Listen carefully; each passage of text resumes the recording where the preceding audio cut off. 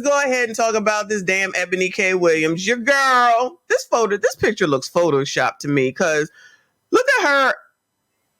Look at her head. Look at this just looks weird right here. I don't know if you can see the mouse. Her head, her neck. I don't know. This looks Photoshop. Anyway, so everybody knows congratulations are in order. Okay. Eboni K is finally pregnant.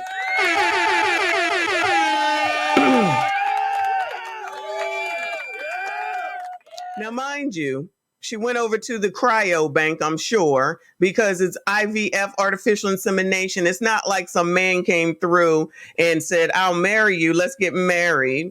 And then she went and, they got married and had a baby. No, after all this bullshit talking, she knew what she was doing any daggone way. Eboni K. Williams tells people she is pregnant with her first baby.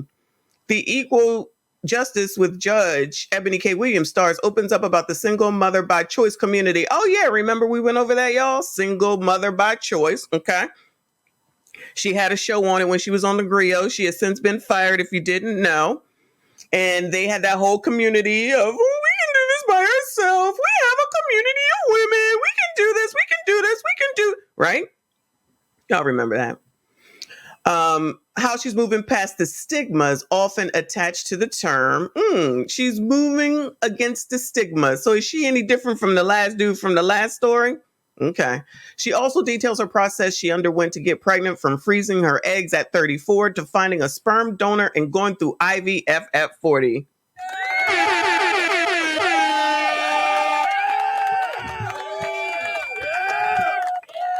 Well, congratulations to you, child. You were too insufferable for any man, the white man, the black men, the Asian men, because she said it, the United Colors of Benetton dating, and not nail one of them wanted your ass enough to make a commitment to you. Okay, so this is what you should do. This makes sense since you wanted to have a kid. When Eboni K told her fertility doctor that she was ready to use the egg she had frozen 6 years earlier to finally start on her journey to motherhood, he innocently asked her if she and her fiance were still together. The doctor sitting up here letting you know. The thing was, Williams had ended that engagement. Oh, did you? We know what happened. COVID came. C-19. Sorry, YouTube. C-19 came, and that white man said, I'm going to go be with my kids. All right? See you when I see you. But let her have her shine, child. So she ended that engagement years before and had no plans to wait around for another relationship to come along. I am doing this thing solo, the Real Housewives of New York City alum recalled telling Dr. Stein. Oh, come on. Not Ben Stein. This is about me, not he. You go, girl! You go, girl! I'm about to put that on a shirt. This is about me, not he. Okay? Williams, 40, is part of a generation of women redefining what it means to be a single mother. In this week's issue of People, she reveals that she is pregnant with her first baby, a girl, due August 16th, that she conceived via in vitro fertilization with her previously frozen eggs and a sperm donor. There she is. Look at that. Look at that. You go, girl. Do the damn thing. If y'all wanted to see, there she is, her, what is this, baby shoot or something? Child, this look Photoshop too, child.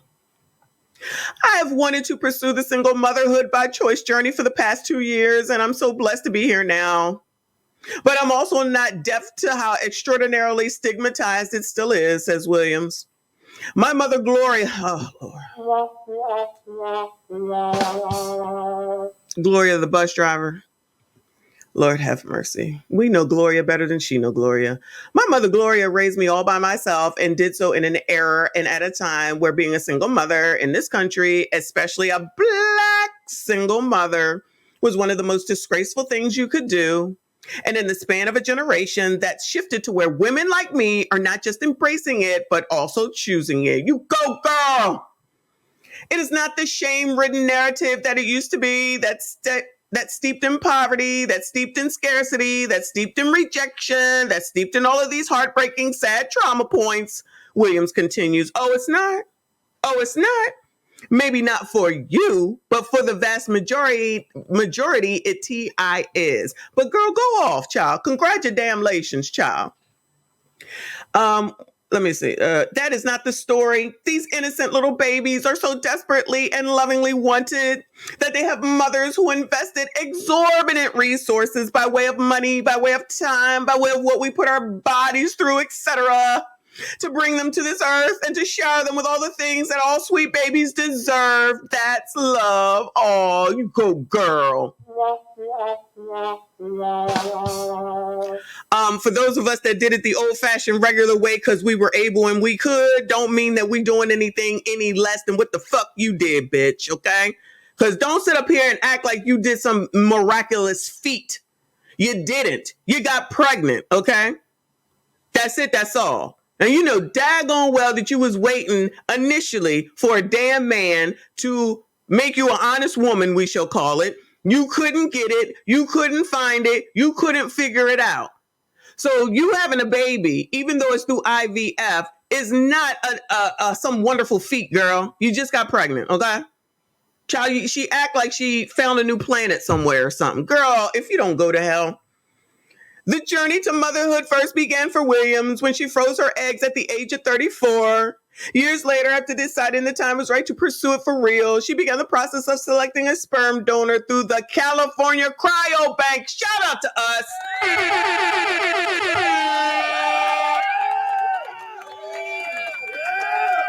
Remember, we covered the Cryo Bank. We knew that's where she was going. That's why she was bringing this shit up. This is not a surprise at all to anybody that's been paying attention to her and her stupid foolishness and the stuff she's been saying. I don't care that this woman is pregnant having a baby. Good luck to her. Have at it. I don't give a F. It ain't my kid. I ain't got to take care of it. But the fact that you're going around here talking negatively about any and everybody else, and you're sitting up here trying to say, one of the things she just said earlier is that it takes a lot of money to do this. So you're not necessarily focusing in on that part.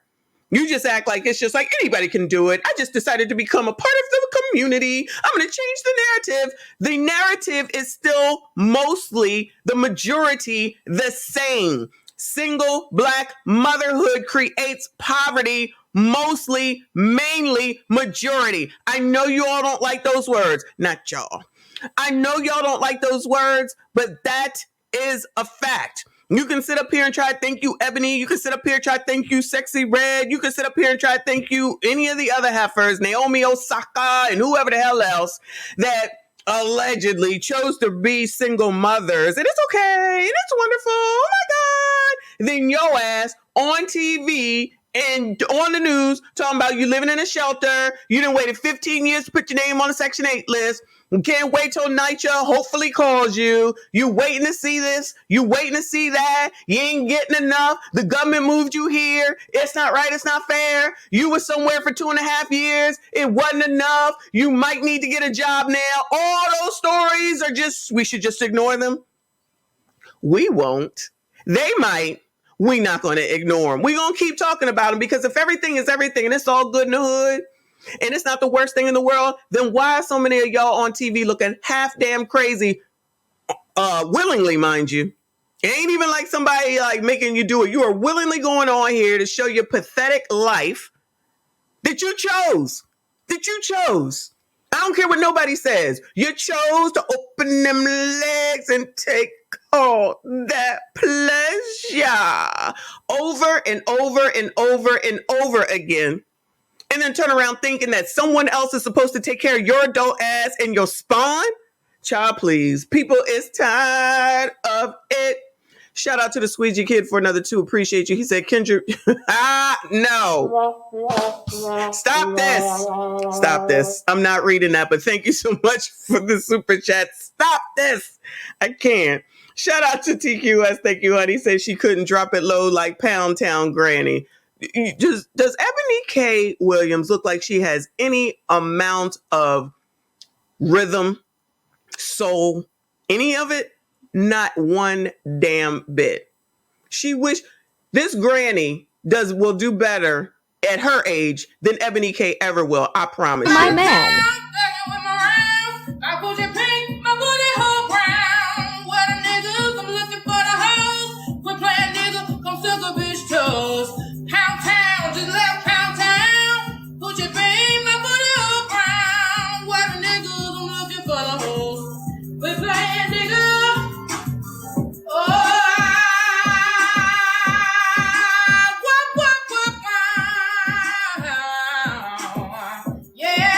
See my man.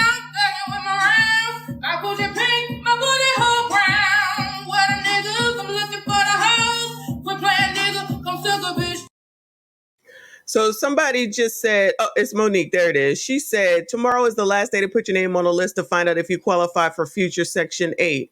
No. Tomorrow is the last day to put your name on the list to see if you're going to have your name on the new waiting list, actually.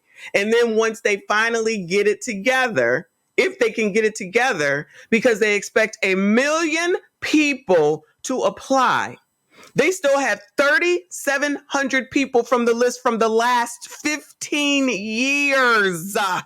15 years. And so now you got another 1 million people. And I believe, if I'm not mistaken, I think off the top of my head, I'm not sure, it might be 200,000 people that they may be able to give them a voucher, maybe. But it's really a sign up to get on the list. This opening of the list is a sign up to just be on the list. There's not necessarily anything that's coming to these people anytime soon. And then for the people that are already in Nycha, they think that they're going to get, why are you putting your name on the damn list when you already have the shit? Hello? Let me get out of there, child, because that's a whole rant. That's why I put that thing up to see if y'all want to keep talking about Nycha. Because let me tell you something. It is a mess.com. And yes, they did have people, because we covered it, that freaking were stealing the money, for lack of a better way to describe it. And child, let me get off of that. Let me get back to Eboni. We gonna get back into that because that is a hot ass mess. Shout out to all of y'all. Thank you so much for the support. Please make sure you hit the like button, subscribe if you are new. All right, where am I? The journey to motherhood first began for Williams. Okay, I got that. As a very proud and conscious Black woman, it was very important to pursue a sperm donor who shared my cultural and racial identity. The Equal Justice with Judge Eboni K. Williams star says, noting that a shortage of Black sperm anonymous donation in America made that no easy feat. And I was very, very, very, very, very blessed and fortunate to have found a fantastic donor. Oh, you go, girl. You go, girl. Anybody want to click that? Bueller. Bueller. You can put this up on your wall, okay? You could go and download that and make your own pictures. You could blot out this people part, and then you can go ahead and have Eboni K, okay? All right, just in case you wanted it. Sperm donation, Williams points out to people, has its own stigma attached to it. One Phaedra Parks famously propagated in a 2014 episode of The Real Housewives of Atlanta, because that's where Black people get their information from, The Real Housewives, okay? There isn't a random guy who's needed $10 to get him a medium pizza, so he ejaculated. Oh, that's when she read, what is her name? That biatch from Real Housewives. I ain't gonna act like I don't know what they talking about now, okay? That was good. That was a good read on that reunion show. Williams says, quoting Parks, this is a Cadillac offering of services. I know my donor's life story. Oh, Eboni wanted to make sure that y'all knew that she didn't go into no ghetto ass place like you biatches do. She sat up there and she went to the best of the best of the best because she the best of the best of the best. So she going to get the best sperm while y'all got to sit out there and have the messed up sperm from Pook Nug and Quantavious. Shout out to Quan down there in Fulton County. She got the best sperm. Y'all get the worst sperm, okay? I know my donor's life story, which I heard told to me in an audio file he recorded in his own voice. I know his profession. I know about his family. I've seen childhood and adult photos of my donor. I've read essays he's written, first impression essays. Staff at the facility wrote about him. I feel extremely confident. She also knows that her donor already has fathered 3 brothers and 3 sisters through his donation. In fact, she'll have access to a registry of diblings, donor siblings, who will all be alerted when her daughter arrives. Her conception will never be a secret, Williams says, of her baby to be. She's going to know from the moment she has any awareness that she was lovingly, beautifully, and perfectly conceived through a very generous man's donation of the missing genetic piece that I needed to make her and love her. And whether we have relationships with those siblings or her sperm donor, whose identity my child will have the option to access on her 18th birthday, that will be fully up to her. That's my plan. Well, child, at least you got a plan. Another photo for y'all if you wanted it. Okay, there you go. There are multiple pathways to pregnancy after choosing a sperm donor. Some women start with I don't know what that says, IUI, through seeing as IVF is just statistically more successful for women over 40. William chose that option. Doing so allowed her not only to use the healthier quality eggs from when she was 34 years old, when she froze them, but also to do biological sex selection. Biological sex selection and testing for chromosomal abnormalities, which can weed out genetic disorders. So if she found out that it was a boy, then she could have gotten rid of it. That's what I'm hearing. Maybe it's just me. Welcome to 2024, child. Of the 10 viable eggs she froze at 34, they keep mentioning it, that she froze these damn eggs at 34. We get it. Shit. Williams wound up with only 1 genetically this was the last chance, child. This was the last chance. Of the 10 viable eggs she froze at 34, Williams wound up with only 1 genetically viable embryo, which happened to be a girl. She had her frozen embryo transfer in late November and found out 2 weeks later, minutes before taking the bench to film Equal Justice, that she was pregnant. I just burst into tears. And then the makeup had to touch me up, the daytime host shares. That waiting window after the implant of the embryo in your uterus is the most excruciating part of the journey for every woman, because you don't know if it took, and they advise you not to take at-home tests in case they're inaccurate. So once I got the blood test, I was able to breathe a little deeper.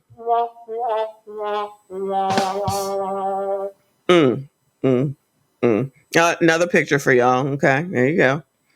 Williams recognizes that many women who seek to be mothers, be it as single mothers by choice or otherwise, don't always have this type of quick success, nor does it always work out beyond that. That's why I don't take any of this for granted, Williams says. We all know women who have lost pregnancies. Even with that joy and celebration, I still know enough to know I am pregnant today. And that has actually been something I've said to myself every single day of this journey. Since that moment, I am still pregnant today, because we must remember and honor our loved ones who have experienced pregnancy, loss, infertility, and disappointment in this journey. Another picture for y'all if you wanted it. Okay. Lord have mercy, child. Lord, there's more. She gets quiet before explaining that she too faced the worry that pregnancy wasn't going to happen for her when, before her transfer, she was told over the course of multiple vaginal ultrasounds that her uterine liner was not thick enough for the embryo to stick. It just wasn't getting better, Williams recalls. And after the 6th one, I held it together in the waiting room. But when I went into that lobby, I pressed the elevator door and just lost it, because I just realized how desperately I wanted this child and how far I was willing to go to create him or her at the time. So every day I am still pregnant is a miracle and a gift from God, she says. And I'm just so appreciative of the women who have gone through pregnancy loss and gotten back on that horse and done it again. And of the women who at some point said, I can't do this anymore, because either way it takes courage. Well, shout the F out to you.